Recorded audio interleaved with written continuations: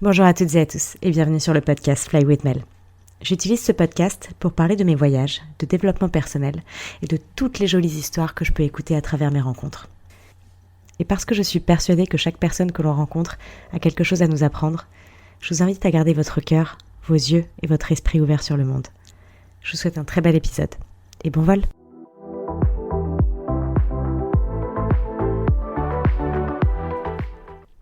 Bonjour à toutes et à tous et bienvenue dans ce nouvel épisode où nous allons explorer ensemble un sujet qui peut toucher tout le monde, à tout moment, et qui est comment apprendre à prendre la vie comme elle vient. Comment apprendre à prendre la vie comme elle vient. C'est un sujet qui m'a été suggéré sur Instagram, du coup je me suis dit pourquoi pas, allez, go. Et d'ailleurs si vous avez envie de me suivre sur cette plateforme, vous pouvez trouver mon compte Instagram qui s'appelle fly-with-mel, comme le podcast, Fly with Mel. Mais revenons donc à nos moutons. Alors, on va décortiquer ce sujet qui est d'apprendre à prendre la vie comme elle vient, à travers les différentes perspectives et techniques qui peuvent nous aider à adopter une approche un peu plus sereine face aux défis de la vie. J'ai envie d'abord de commencer par vous expliquer un petit peu qu'est-ce que ça signifie concrètement de prendre la vie comme elle vient. Est-ce que ça veut dire qu'on ne doit plus rien planifier et qu'on doit juste vivre en mode freestyle ? Eh bien non, pas nécessairement. Et c'est justement pour ça que c'est un sujet dont j'avais envie de parler aujourd'hui. En fait, il s'agit plutôt de développer une attitude d'ouverture et de flexibilité face aux événements imprévus et aux incertitudes que vous pouvez avoir sur votre chemin. Donc prendre la vie comme elle vient, ça ne signifie pas abandonner toute forme de contrôle. Ça ne signifie pas laisser tomber vos rêves et vos objectifs. Ça signifie plutôt travailler sur sa capacité à trouver des opportunités dans les moments de changement. Et puis accepter que la vie elle est faite pleine d'incertitudes et d'imprévus finalement. Ça c'est vraiment une réalité et c'est une réalité qui ne changera pas. Peu importe à quel point on essaye de la combattre. Alors oui, mais du coup, Mel, c'est important de travailler là-dessus. Pourquoi, vous me direz ? En fait, il y a plein d'avantages à travailler sur son pouvoir d'adaptation au changement et à construire ce qu'on appelle la résilience. Quand on apprend à prendre la vie comme elle vient, on peut réduire considérablement notre stress et notre anxiété. Parce que finalement, on accepte que certaines choses sont hors de notre contrôle et que c'est donc OK dans notre tête. Les défis et les moments difficiles deviennent finalement des opportunités d'apprentissage et de croissance. On peut se libérer du fardeau constant qu'on peut s'infliger à soi-même. Et on sait combien on est très dur avec soi-même. Surtout quand on essaye tout le temps de lutter contre l'inévitable, on se fait plus de mal qu'autre chose finalement et on se crée beaucoup plus de stress, d'anxiété, etc., etc. Parfois, il faut accepter qu'on ne peut pas lutter. C'est juste comme ça. Donc si vous acceptez de prendre les choses comme elles viennent, ça peut réduire le stress d'une part, mais ça peut aussi vous renforcer vos relations avec les autres, parce qu'on devient un peu plus patient et empathique avec le monde autour de nous. Maintenant qu'on a vu les bienfaits, vous allez me dire, ok, c'est bien beau tout ça, mais comment on fait du coup ? Alors, il existe plusieurs techniques et pratiques qui peuvent nous aider à prendre la vie comme elle vient. La première chose qui fonctionne pour moi, quand il m'arrive un truc, c'est de me répéter de me concentrer seulement sur ce qui est en mon pouvoir, et seulement sur ce qui est en mon contrôle. Alors, évidemment, c'est toujours plus facile à dire qu'à faire. Mais ça part du principe que c'est quelque chose que vous vous rappelez dans votre tête. C'est votre discours intérieur. Si à chaque fois qu'il m'arrive quelque chose, je pars dans des extrêmes de peur et d'anxiété, j'essaye tout de suite de me rappeler, attends, Mel, c'est quoi que tu peux maîtriser dans cette situation ? C'est quoi qui est dans ton contrôle ? C'est pas du tout facile, je vous l'accorde. Mais ça dépend des situations aussi. Et puis juste s'imprimer cette phrase dans sa tête ou une autre phrase qui vous aidera à revenir dans le moment présent et à revenir à ce que vous pouvez contrôler, ça peut déjà vous aider à alléger la charge mentale qu'on a tendance à s'infliger trop vite. Ensuite, il y a plusieurs exercices pour relâcher l'esprit, comme la méditation, les exercices de respiration, tout plein de trucs comme ça que vous pouvez trouver un petit peu partout en ligne. Et ça nous apprend à nous ancrer dans le moment présent sans jugement.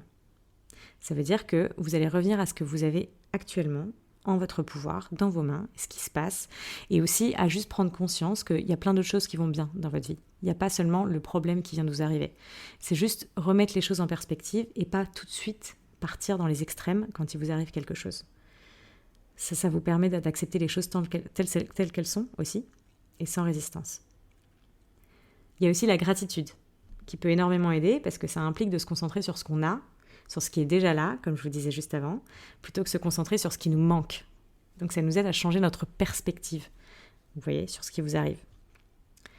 Pour vous faire un petit retour personnel, moi j'ai toujours été une personne qui aime avoir un certain contrôle sur ma vie. J'aime bien, je suis un peu la fille, j'aime bien être indépendante, j'aime bien contrôler ce que je fais, j'aime bien planifier, me sentir préparée à ce qui va se passer, etc.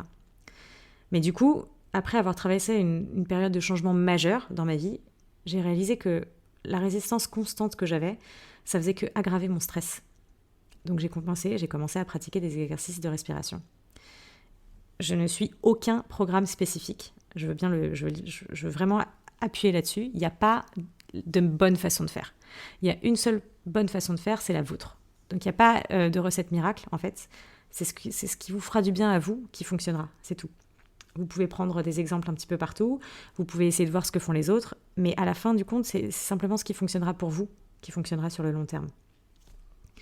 Personnellement, j'écoute mon corps, je me pose avec moi-même, je ferme les yeux, je prends des grandes inspirations, alterne avec des expirations, etc., etc. C'est comme ça que je fais pour me calmer. Je prends aussi le temps de tenir un journal de gratitude, et ça m'aide à me sentir de plus en plus en paix avec les circonstances que je ne peux pas changer. Donc c'est un journal dans lequel, quand ça va pas, j'écris, quand ça va aussi, j'écris. Mais quand ça va pas, ça m'aide beaucoup parce que ça me permet de poser des mots sur les choses difficiles que je traverse. Et parfois, quand on écrit ce qu'on ressent à l'intérieur, ça permet d'extérioriser le mal et ça fait un bien fou. Je vous conseille vraiment d'essayer. Enfin, le fait de se rappeler le pouvoir du moment présent, ça peut aussi nous aider à nous apaiser. On passe souvent tellement de temps à s'inquiéter du passé ou à anticiper le futur qu'on oublie de vivre dans le présent. Mais le présent, le moment là tout de suite, que vous êtes en train de vivre, c'est le plus important. Je me souviens d'ailleurs d'une prof de yoga qui m'avait dit si vous fermez les yeux 30 secondes, vous vous rendrez compte que vous respirez, qu'il y a de l'air qui passe à l'intérieur de votre corps, etc. et que tout va bien, là tout de suite. C'est ça le moment présent. Donc pour faire le bilan sur tous ces conseils que je viens d'évoquer, j'ai envie d'insister sur le fait qu'il n'y a pas une seule façon de faire les choses, encore une fois. Et je veux vraiment souligner ça parce que c'est important. Avec tout ce qu'on voit sur les réseaux sociaux, on a l'impression qu'à chaque fois, il y a des recettes magiques, où il y a une seule façon de faire, où telle personne a plus raison qu'une autre, etc., etc. D'abord, le fait de commencer par prendre conscience de vos pensées et de vos émotions lorsque vous faites face à des situations inattendues, c'est ça la première étape.